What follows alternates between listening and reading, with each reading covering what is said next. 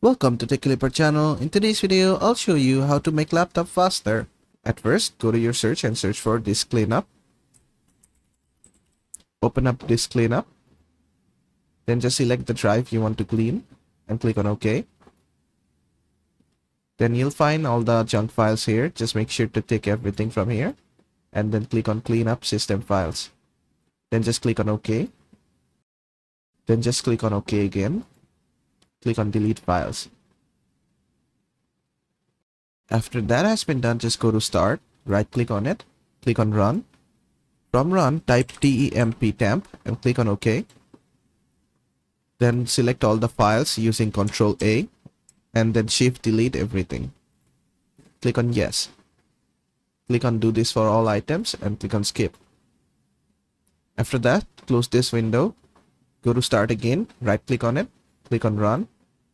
Then just type percentage, then percentage and click on OK. Then again select all the files here and shift delete everything. Click on yes. Click on do this for all current items and click on skip. After that, just close this window again, go to start once more, right click on it, click on run, then type prefetch, prefetch and click on OK. Then again select everything from here and right click on it, then click on shift delete. Click on yes.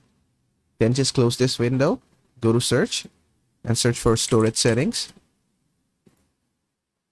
From storage settings, let it load properly. After it has been loaded, go to temporary files and then just refresh this. After it has been refreshed, just click on remove files. Click on continue.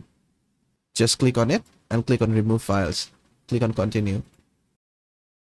After that, what you can do is right click on your taskbar, then go to task manager. Then from task manager, just go to startup apps. Now from here, just disable all the apps that you don't want to turn on startup. So just right click on it and click on disable. And that's pretty much it. And that is how to make laptop faster. I hope this video was helpful. If it was, please give it a thumbs up and don't forget to subscribe.